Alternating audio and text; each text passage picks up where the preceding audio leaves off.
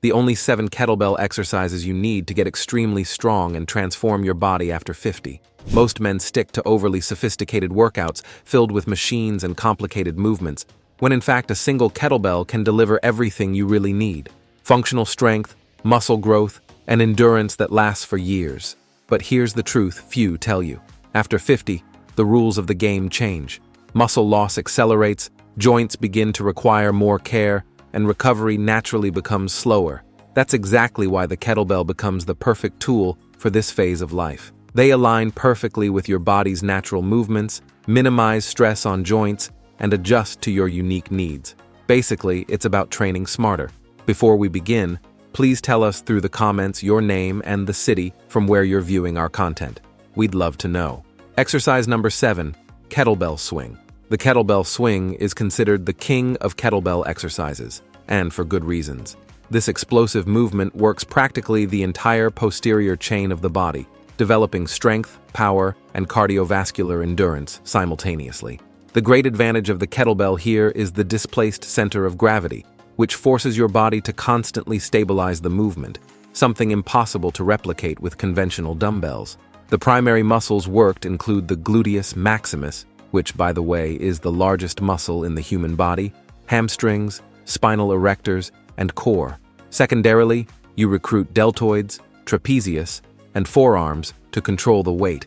This exercise is especially valuable after 50 because it improves hip power, essential for preventing falls and maintaining functional independence. To execute correctly, position yourself with feet shoulder-width apart, holding the kettlebell with both hands. Push your hips back, keeping a neutral spine, letting the kettlebell pass between your legs. The upward movement should come exclusively from the explosion of the hips, not the arms. Think about closing a door with your hip. The arms function only as ropes, transmitting the force from the hips to the kettlebell. The weight should naturally rise to chest height, never force with the shoulders. Start with 3 sets of 10 to 15 repetitions, resting 90 seconds between sets. As you progress, increase to 20 to 25 repetitions while maintaining explosiveness. Weight selection is crucial. You should be able to control the kettlebell perfectly, but feel challenged by the 10th repetition.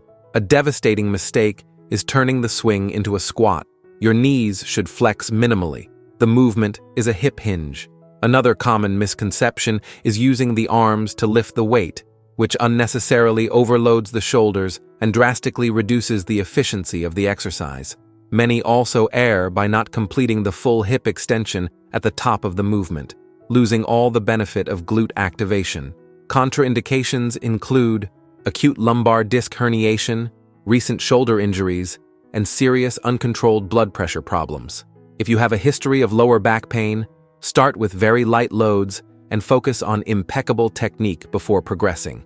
Number 6, kettlebell press. The kettlebell press offers a unique advantage over traditional dumbbells. The weight is positioned above the forearm, requiring greater shoulder stabilization and core activation. This transforms a simple pushing exercise into a whole-body movement that develops genuine functional strength. This exercise primarily works the 3 heads of the deltoid, with emphasis on the anterior and lateral, while also intensely recruiting the triceps and upper chest. What many people don't realize is that the core stabilizing muscles work isometrically throughout the movement to keep the trunk stable, especially when you train unilaterally. For correct execution, start with the kettlebell in the rack position. The weight rests on the forearm, elbow close to the body, neutral wrist.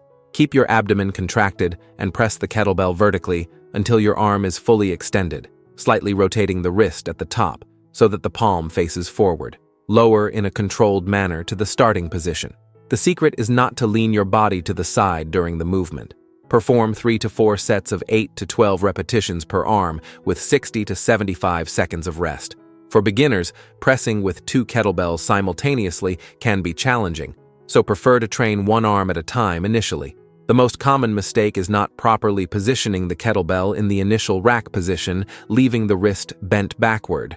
This not only reduces your pushing strength, but can also cause wrist discomfort over time. Another mistake is excessively arching the lower back when pushing the weight, especially when the load is too heavy. This transfers tension from the shoulders to the spine, increasing injury risk. Avoid this exercise if you have untreated rotator cuff injuries or shoulder impingement. If you feel any sharp pain during the movement, stop immediately and consult a professional. People with cervical problems should take extra care not to project the neck forward during execution. Before we continue, don't forget to subscribe to the channel. Having constant access to science-based information is what will make you progress with health in the long term in the world of strength training. Number 5. Kettlebell Farmer's Walk. The Farmer's Walk is probably the most underestimated exercise for building real strength and physical durability. It perfectly simulates everyday situations like carrying groceries, suitcases, or any heavy object, making it essential for maintaining functional independence after 50. The kettlebell grip, thicker than common dumbbells, develops exceptional grip strength. This movement works the upper and middle trapezius, spinal erectors, complete core, forearms, and even calves for stabilization.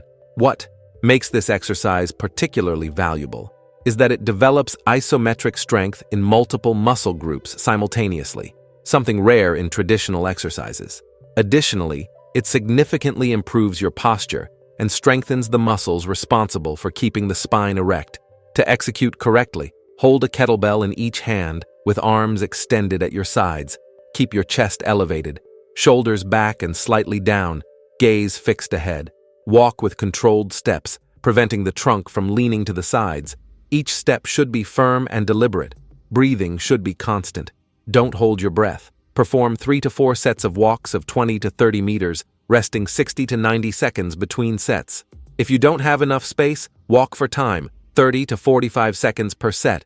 The natural progression is to increase the distance or time before increasing the weight.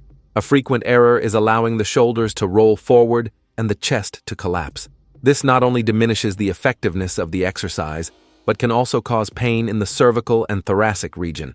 Another common problem is walking too quickly, transforming the exercise into something cardiorespiratory and losing the focus on strength. The goal is stability and control, not speed. Contraindications include untreated abdominal hernias, serious spinal problems, and acute shoulder injuries. If you have a history of plantar fasciitis or foot problems, use appropriate footwear with good support. Number 4. Kettlebell High Pull. The kettlebell high pull is excellent for developing the lateral deltoids and upper trapezius, creating that wide shoulder appearance that greatly contributes to a V-shaped silhouette. The kettlebell shape allows a more comfortable and natural grip compared to the straight bar, reducing stress on the wrists and allowing a more fluid movement trajectory. The primary muscles worked are lateral deltoids and upper trapezius, with secondary contribution from the anterior deltoid and biceps. This exercise is particularly important after 50 because strengthening the upper trapezius helps prevent kyphotic posture, that excessive curvature of the back that many people develop with age. For correct execution, hold the kettlebell with both hands by the handle, letting it hang in front of your body. Pull the weight vertically, bringing the elbows up and out until the handle comes close to your chin. The kettlebell should rise in a straight line, close to your body. Pause briefly at the top and lower in a controlled manner. Keep the core contracted throughout the movement. Perform 3 sets of 10 to 15 repetitions, resting 45 to 60 seconds between sets. This is an exercise where mind-muscle connection makes a significant difference. Focus on feeling the lateral deltoids and trapezius working, not just completing the repetitions. The most harmful error is elevating the shoulders toward the ears during the movement, which creates unnecessary tension in the cervical region. The shoulders should remain in a neutral position. Another misconception is using body momentum to pull the weight, especially in the last repetitions when fatigue appears. This transforms the isolation exercise into a purposeless, whole-body movement. Avoid this exercise if you have shoulder impingement or bursitis. People with chronic cervical problems should start with reduced ranges and very light loads, observing any sign of discomfort. If there is pain during execution, don't insist. Number 3. Kettlebell Goblet Squat. The goblet squat is possibly the best squat variation for those over 50 years old. Holding the kettlebell in front of your body naturally forces an upright posture, keeping the chest elevated and the spine in a safe position. Unlike the barbell on your back, this load position eliminates direct compression on the spine and distributes the weight more evenly. This movement primarily works quadriceps, gluteus maximus, and hamstrings, with significant contribution from the core and spinal erectors for stabilization. The goblet squat also develops excellent ankle and hip mobility, two aspects frequently limited after 50 and essential for preventing falls and maintaining quality of life. To execute correctly, hold the kettlebell by the handle or the sides of the weight, keeping it close to your chest. Position your feet slightly wider than shoulder width, with toes pointing slightly outward. Descend by pushing your hips back and bending your knees, keeping your chest elevated and the kettlebell close to your body. Descend until your elbows touch the inside of your knees, or as close to that as your mobility allows. Push the ground with your feet to rise. Perform 3 to 4 sets of 8 to 12 repetitions, with rest of 75 to 90 seconds. The smartest progression is to first improve squat depth, then increase repetitions, and only then add more weight. Don't rush to load a lot of weight here. Movement quality is worth more. A devastating mistake is allowing the knees to collapse inward during the movement. This not only reduces muscle activation, but dramatically increases the risk of knee injuries. Think about actively pushing the knees outward throughout the movement. Another common problem is raising the heels off the floor during the descent, indicating lack of ankle mobility or attempting to use excessive load. Avoid this exercise if you have acute knee or hip injuries. People with serious spine problems should consult a professional before including any squat variation.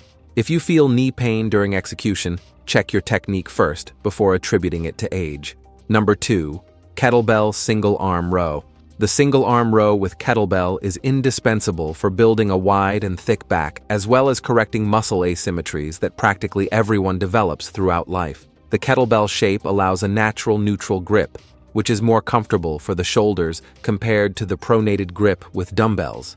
This exercise intensely works the latissimus dorsi, middle and lower trapezius, rhomboids, and teres major. Secondarily, you recruit biceps, brachialis, and the entire core musculature for stabilization. Balanced development of the back is crucial after 50 to maintain upright posture and prevent chronic pain in the thoracic region. To execute correctly, support one knee and the hand of the same side on a bench, keeping the spine parallel to the floor. Hold the kettlebell with your free hand, leaving the arm extended. Pull the weight toward your hip, keeping the elbow close to your body. Focus on initiating the movement by pulling the scapula back before flexing the elbow. Pause briefly at the top, feeling the complete contraction in your back, then lower in a controlled manner. Perform 3 to 4 sets of 10 to 15 repetitions per side, resting 60 seconds between each arm. Always start with the weaker side, then replicate exactly the same number of repetitions on the strong side, even if it's easier. This gradually corrects asymmetries. The most common error is rotating the trunk during the movement to help lift the weight.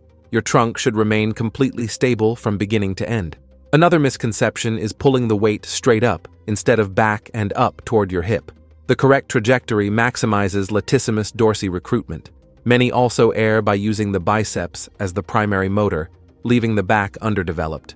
Contraindications include acute shoulder injuries, especially in the rotator cuff. If you have a history of disc herniation, pay extra attention to the spine position, ensuring it remains neutral. Any acute pain during the exercise should be investigated before continuing. Number 1. Kettlebell deadlift. The kettlebell deadlift is the fundamental exercise for developing strength throughout the posterior chain. This movement teaches the hip hinge motor pattern, essential not only for training, but for performing daily activities safely. The kettlebell grip is naturally higher than a conventional bar, making the exercise more accessible for those with mobility limitations. The muscles worked include gluteus maximus, hamstrings, spinal erectors, trapezius, and forearms. This is literally a whole-body exercise. Proper strengthening of these muscle groups is essential for preventing lower back injuries, improving posture, and maintaining the ability to perform everyday tasks with ease. For correct execution, position the kettlebell between your feet, which should be hip-width apart. Push your hips back, slightly flex your knees, and grip the handle with both hands. Keep your spine neutral, chest elevated, gaze slightly forward. Push the ground with your feet and extend your hips to lift the kettlebell. The ascent should be a fluid movement, ending with hips fully extended and body in an erect position. Lower in a controlled manner by reversing the movement. Perform 3 to 4 sets of 8 to 12 repetitions, resting 90 seconds between sets. This is an exercise where technique must be absolutely perfect before increasing the load. Film yourself performing the movement and critically evaluate your form. The most harmful error is rounding the lower back during the movement, especially in the phase of lifting the weight off the ground. This transfers all the load to the vertebral discs, dramatically increasing the risk of injury. Another common problem is initiating the movement with the knees, transforming the deadlift into a squat. The movement should start with the hips pushing back. Many also err by not completing the full hip extension at the top, losing crucial glute activation. A smart progression is to start by elevating the kettlebell on a small platform, reducing the range of motion. As your mobility and strength improve, gradually decrease the height until you can lift the weight from the floor with perfect form. Remember that the goal is not to lift the maximum possible weight, but to execute the movement impeccably. Avoid this exercise if you have acute lumbar disc herniation or recent knee injuries. People with severe hip or ankle mobility limitations should work on these aspects first before adding significant load. If you feel any lower back pain during or after the exercise, review your technique with a professional. If you liked this and also want to discover the best home exercises that restore leg strength after 50, we left a video appearing right now on the screen showing each of them better. Don't miss it. Thank you for watching this far, and may God bless you, my friend.